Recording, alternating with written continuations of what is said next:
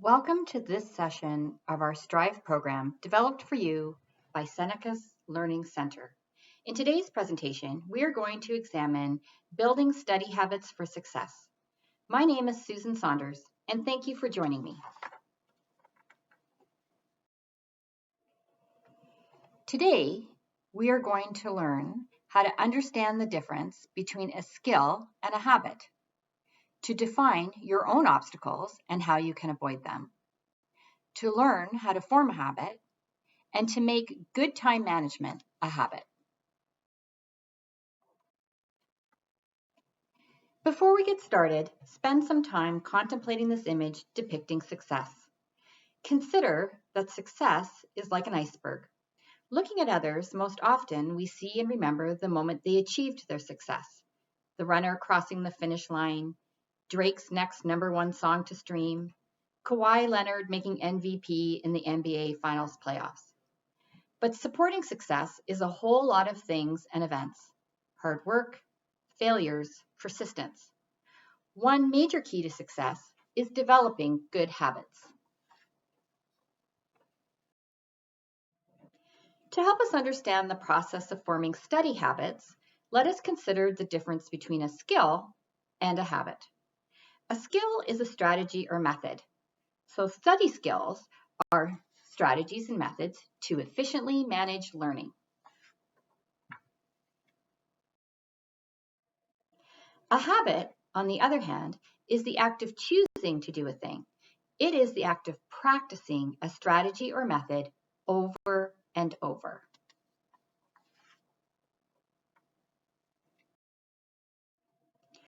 So a study habit is the habitual practice one uses to help them learn and study. Good study habits help students achieve and maintain good grades. We create study habits by learning effective study skills and making them a habit.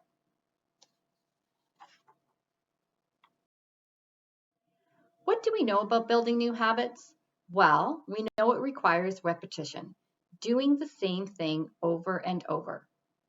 It requires positive reinforcement. You need to experience a reward for the behavior. And finally, there have been so many studies done or cited that it has become widely accepted that it takes 21 days of consistent behavior to form a new habit. Take a moment to think about a study habit that you would like to adopt or change. Of course, you can consider another type of habit if that has more relevance to you right now. Now consider, what are the obstacles to changing or adopting this desired behavior?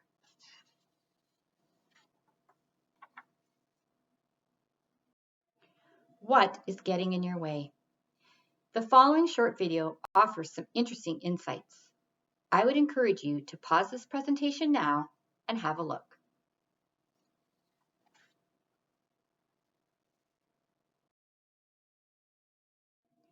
So obstacles, they work against us. So we need to remove any identified obstacles for the first 20 seconds when we are trying to take action and start a new habit. Hey, but guess what? The obstacles also work for us. How? Remember, you can place an obstacle in front of the habit you want to break. To help us form a study habit, it might be helpful to understand all its critical parts. All habits can be depicted by a loop. Every habit loop consists of 3 basic components: a cue, the trigger that prompts your behavior. For example, getting ready for bed at night. A routine, the behavior or action prompted by the cue, like brushing your teeth. And a reward, the benefits enjoyed from the routine behavior: clean, fresh breath and a bright smile. Let's take a close look at each component in our habit loop. 1. Identifying the cues. You need to choose what will remind you to start your chosen habit. Maybe you want to start running.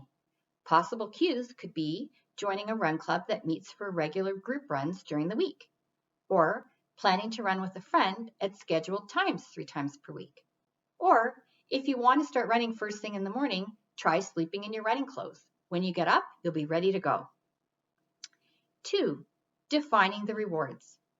If we use the above example, you could be running to lose weight, feel more fit, release stress, be social, or because you think it's fun. Once you define the rewards, remember to crave and anticipate them. Look forward to the rewards you have built into your chosen habits. Crave them. Let them motivate you. When we crave something pleasurable, it powers our habit. And when we don't get our pleasure, because we didn't do our routine, we will feel disappointed and distressed. 3. Do the routine. Commit. Do the thing. Commit to doing your new habit for 21 days. If you falter, don't quit. Just start again. Just remember to follow your plan and not your mood. So often we don't follow through because we don't feel motivated. But motivation can be a very fickle thing. Remember, the root word for motivation is motive. Don't lose sight of yours. There are 2 more steps you can take to help ensure you will follow through on creating your new habit. Announce your intentions. Let someone close to you know what your intentions are. Use your sense of accountability to help push you to follow through. Also, if you can schedule your new habit with a friend, you are more likely to keep that promise to them rather than just skip it. Do not hesitate to ask for support. Some habits, or even some days, are harder than others. Find those few key people from family, friends, maybe a counselor or support group who will support and encourage you. And don't be afraid to approach someone who you think has expertise in the area you are trying to improve on. There are lots of people who want to help share their stories to help you achieve your own goals. Consider what skills would make good study skills. These will be personal skills, in-class skills, and out-of-class skills and activities. Personal skills can include asking for assistance, setting goals, finding interest in what you are doing, time management, stress management, maintaining a healthy lifestyle. In-class skills can include attending class, listening, effective note-taking, group work, asking questions, and participating in class discussions. And out-of-class skills can include finding resources, organizing material, editing and reviewing notes, reading effectively, completing assignments, and talking to professors. In this Drive workshop, we are going to introduce you to some of the fundamentals of time management. Time management is related to, and when done effectively, can help and support all of the skills highlighted here in red.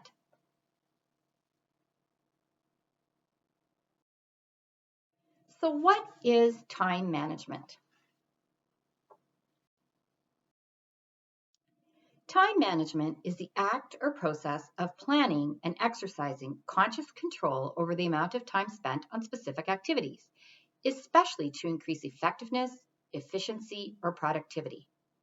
Really, time management is simply making the most of your time and energy so that you can do the things that you want to do. Managing your time effectively can enable you to reach your goals, accomplish what is most important to you, meet deadlines, reduce and manage stress, work smarter and not harder, be more productive, improve your self-esteem, achieve balance in your life, avoid meltdowns, and feel confident in your ability to get things done.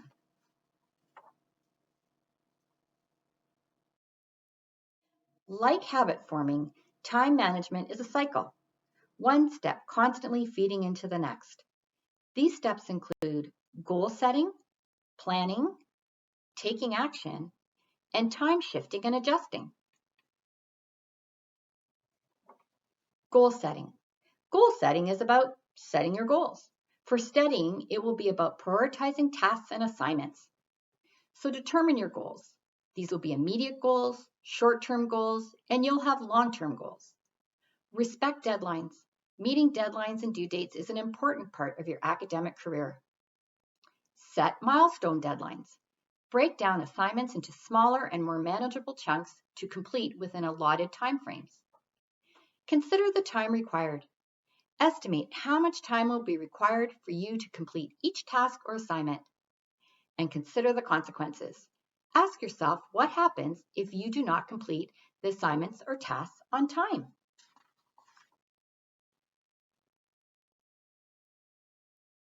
When planning for study time, remember, students need to plan for 1 to 3 hours of study time for every hour of class per week.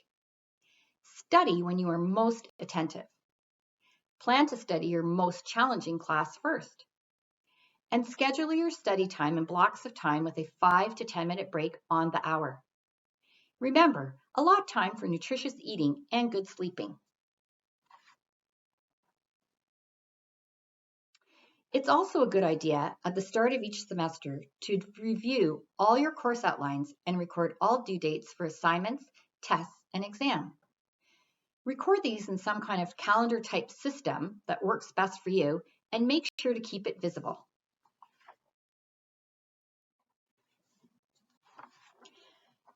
Likely, if you are a student, the most useful scheduling tool for you will be planning your weekly schedule. Students generally do not have the same daily schedule, but instead attend class to a regular weekly schedule. The first in planning your week is to schedule in those things that are fixed.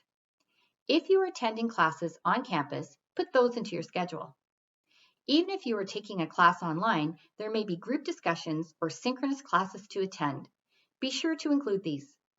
It may be helpful to set aside watching and reading online lectures at a set time each week. Establishing a routine here is key.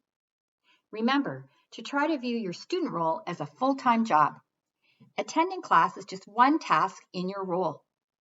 If you think that a regular work week is generally 35 to 44 hours per week, you still have a lot of time to fill. Next, include any other non-negotiables into your schedule. Things like work schedules need to be included if that applies to you. Now you can start scheduling your study time. We know that it is most effective to pre-read your notes from past lectures before class, and to review your notes from that class immediately following the lecture. You can add that into your schedule now.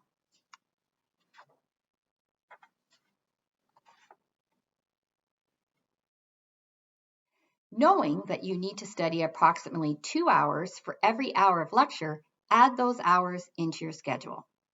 Be sure to be honest with yourself here. When do you really study best? I do not study well in the evenings. There are way too many distractions in my house. So I'm going to schedule my study time for the day. Do what works best for you. When are you going to work out or exercise? Add that in to ensure you keep your good habits. And finally, when are you scheduling that downtime or time to hang out with friends? Remember, a healthy life is about finding balance. If you don't allow yourself time for self-care and social connection, you will likely become burnt out and bummed. Create a plan that is doable and rewarding. That way, you are more likely to stick with it. Here, I've put a big chunk of social time on a Friday night. Friday nights I've set aside to relax and just hang out. I do have a good chunk of study time on Saturday morning. This works for me because I tend to be a morning person while the rest of the people in my household are not. I know that Saturday mornings are usually a quiet, uninterrupted time for me to work and study.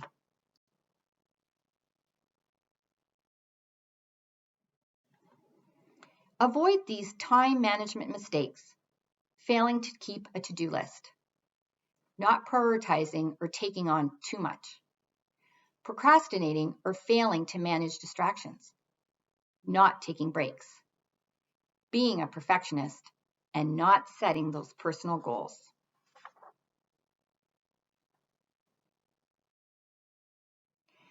Finally, let's talk about time shifting or adjusting your plan. While it's important to stick with your plan, life is dynamic. Obstacles, challenges, and new opportunities will appear.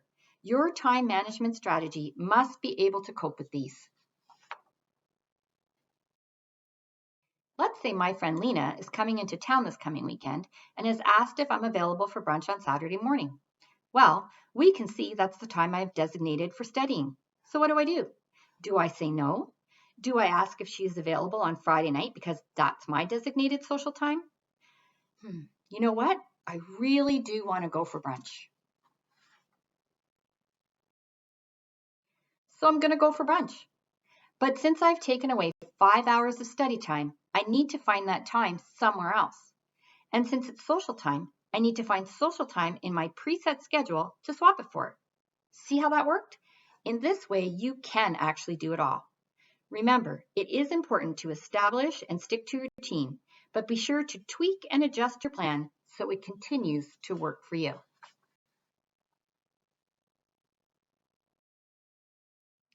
Before we end, I would like to leave you with a final word on study habits. 1. You must develop your own personal approach to studying and learning. Do it in a way that meets your own individual needs. 2. Study skills are not subject specific.